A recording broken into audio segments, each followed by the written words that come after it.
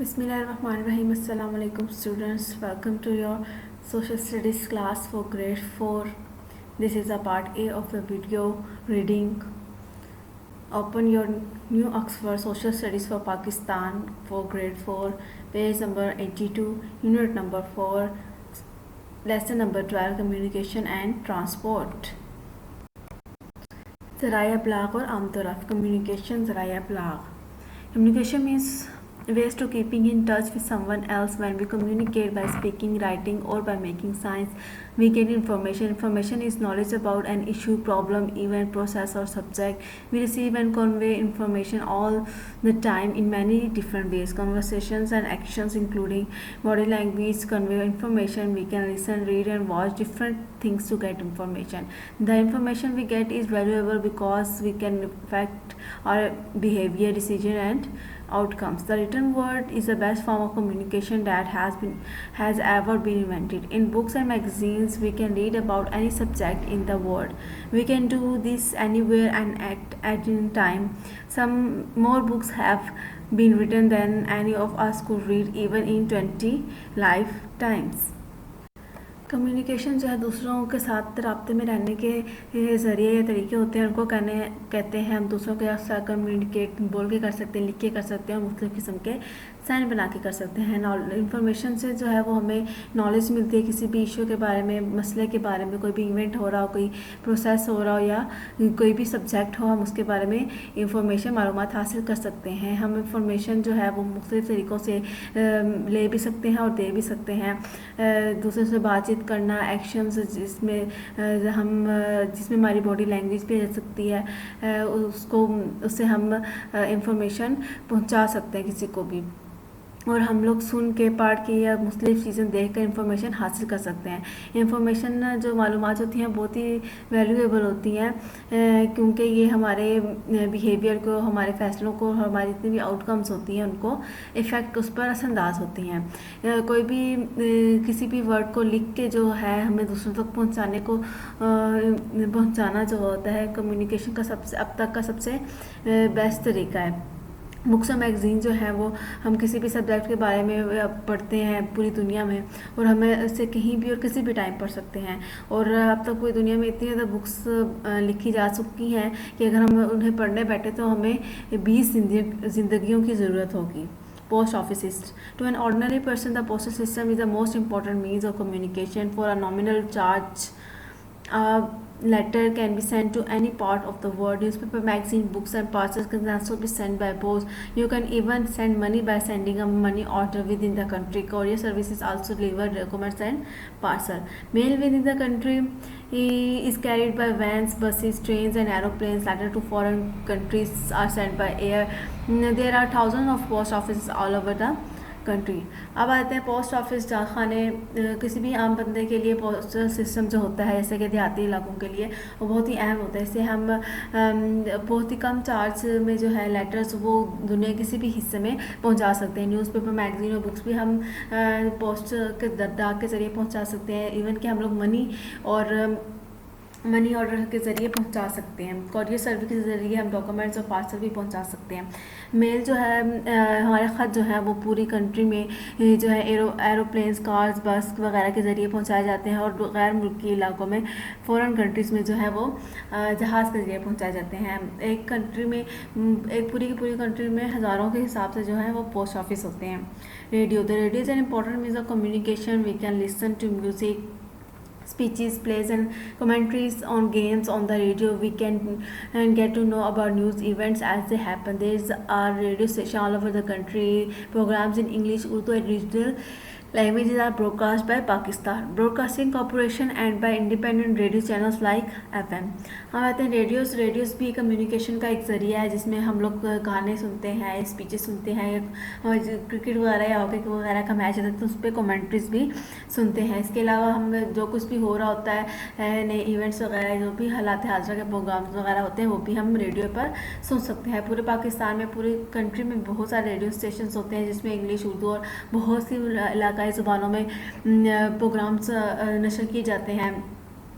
और इनके अपने चैनल्स होते हैं जैसे कि एफएम्स।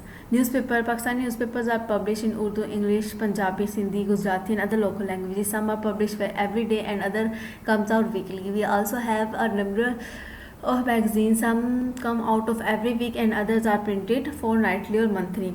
Many magazines and newspapers make some or all of the articles available online. The online content can be updated throughout the day. Newspaper जो है वो पाकिस्तान में उर्दू, इंग्लिश, पंजाबी, सिंधी, गुजराती, बहुत सी लोकल जो होती हैं, मुकामी ज़ुबानें होती हैं, उसमें पब्लिश किए जाते हैं, उसमें छापे जाते हैं. कुछ न्यूज़पेपर जो होते हैं रोज़ाना के रोज़ाना छापे जाते हैं, कुछ हफ्ते के हफ्ते आते हैं. पाकिस्तान हमारे भी बहुत सारे मैगज़ीन्स हैं जो हर हफ्ते आते हैं या 2 हफ्ते बाद आते हैं या महीने के बाद आते हैं. न्यूज़पेपर में आर्टिकल्स भी छपते हैं जो हमें ऑनलाइन भी मिल जाते हैं, और ये ऑनलाइन जो है आर्टिकल्स ये दिन ब दिन हर रोज़ जो है वो अपडेट होते रहते हैं. Telephones, millions of calls are made every day from Pakistan. You can make a telephone call to any country in the world. With the advances in technology, cellular or mobile phones have become common.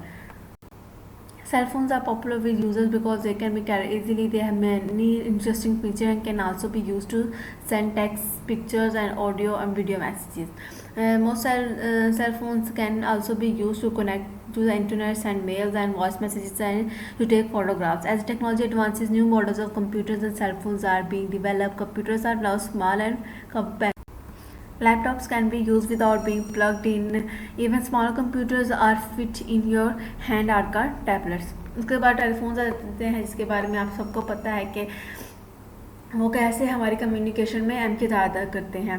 Telephones के बाद हमारे पास cellular और mobile phones आते हैं जिनको cell phone भी कहते हैं. सेल फ़ोन जो है आजकल बहुत ज़्यादा ही पॉपुलर है क्योंकि इसको आसानी से उठाया जा सकता है. इसकी बहुत इंटरेस्टिंग इसके अंदर चीज़ें होती हैं जिसमें आप मैसेज सेंड कर सकते हैं, पिक्चर्स, ऑडियो और वीडियो मैसेजेस भी सेंड कर सकते हैं. इसके अलावा जैसे जैसे टेक्नोलॉजी एडवांस होती जा रही है वैसे वैसे कंप्यूटर और सेल फोन्स भी डेवलप होते जा रहे हैं, नए से नए आते जा रहे हैं. जैसे कि आप कंप्यूटर्स की जगह लैपटॉप्स आ गए हैं जिनको हम कहीं भी लेकर जा सकते हैं और हर वक्त इन्हें प्लग्ड यानी कि इनको हर वक्त बिजली की ज़रूरत नहीं होती, ये सिर्फ एक दफ़ा ही चार्ज होते हैं. अब ऐसे कंप्यूटर्स आ गए हैं जो हाथ में भी पूरे आ जाते हैं जिनको हम टैबलेट्स बोलते हैं.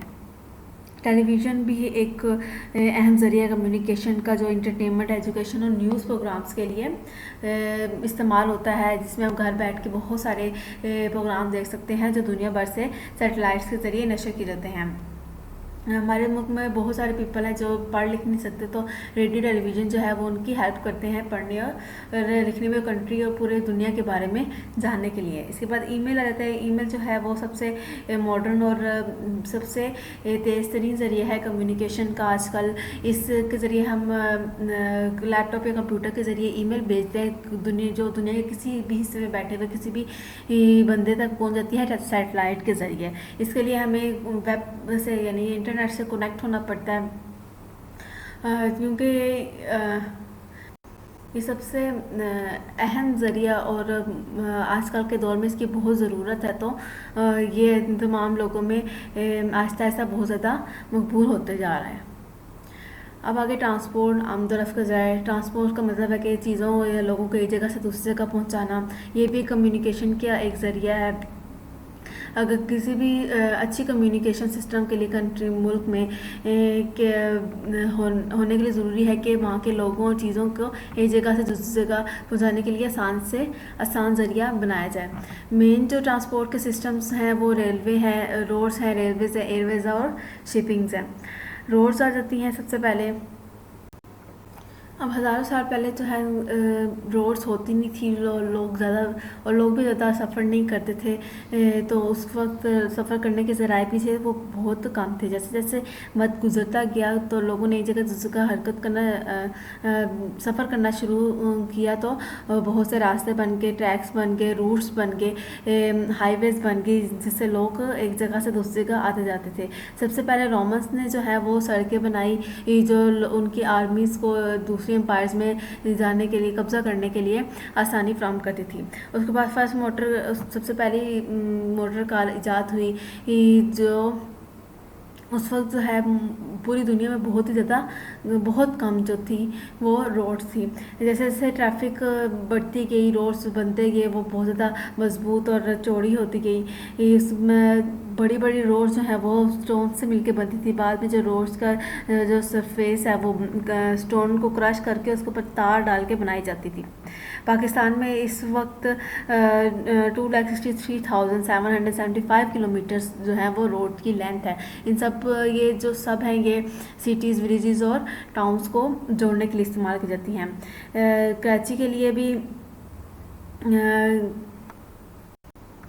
जो पोर्ट है, साहिल है, उसको दूसरे मार्केट्स तक पहुंचाने के लिए भी रोड, जैसे कि मार्केट्स लाहौर, पेशावर, कोयटा में है, वहाँ तक रसाई देने के लिए भी रोड्स बनाई गई हैं जो तमाम रीजनल मार्केट्स को, जितने भी इलाकाई मार्केटें होती हैं उनको कनेक्ट करती हैं। गवर्नमेंट ने जो है वो मोटरवे बनाए हैं ताकि लोग आसानी से और तेज़ी से सफ़र कर सकें और ट्रैफिक जैम ना हो।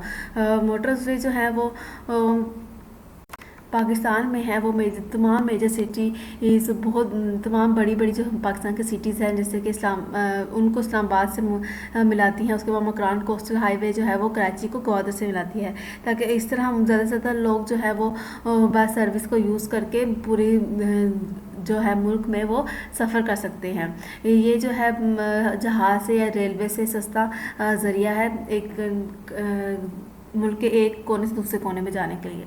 उसके बाद रेलवे आ जाते हैं। पाकिस्तान में रेलवे नेटवर्क जो है वो 11,881 किलोमीटर तक फैला हुआ है। ट्रेन जो है, रेलगाड़ियाँ जो हैं वो चीज़ें और लोगों को पूरे कंट्री में लेके जाती है और लेके वापस आती है। हमारे पास पैसेंजर ट्रेन्स भी हैं और गुड ट्रेन्स भी हैं, यानी कि मुसाफिरों को लेकर आने जाने के लिए भी और चीज़ों को लेकर आने जाने के दोनों के लिए अलग अलग ट्रेन होती हैं। कुछ ट्रेन जो हैं वो बड़े बड़े टैंक्स वैगन्स भी हैं, उसमें जो ऑयल, पेट्रोल और दूसरे लिक्विड्स भी एक जगह से दूसरी जगह लेके जाने के लिए इस्तेमाल होते हैं। उसके बाद आते हैं एयरवेज, हवाई जहाज़ जो एयरपोर्ट जो होते हैं। पाकिस्तान में एयरलाइन जब स्टार्ट हुई थी वो 1955 में हुई थी और अब PIA के बाद 40 से ज़्यादा जो है वो एरोप्लेन एयरक्राफ्ट हैं।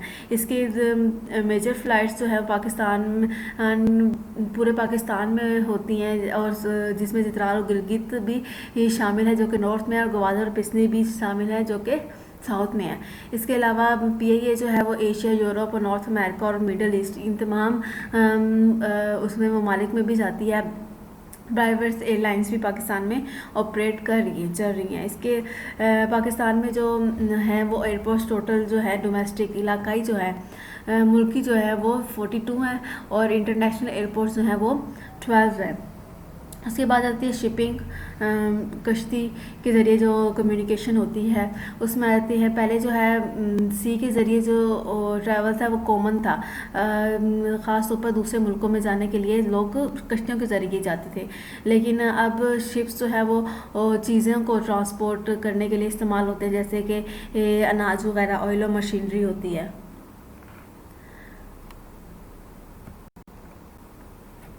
पाकिस्तान की जो शिप्स हैं वो पाकिस्तान नेशनल शिपिंग कॉरपोरेशन के ज़रिए एक जगह से दूसरी जगह जाती हैं। इस कंपनी का नाम है, उसके पास शिप्स है। ज़्यादातर शिप्स जो है वो मुख्तलिफ़ किस्म की चीज़ों को ट्रांसपोर्ट करने के लिए इस्तेमाल होती हैं।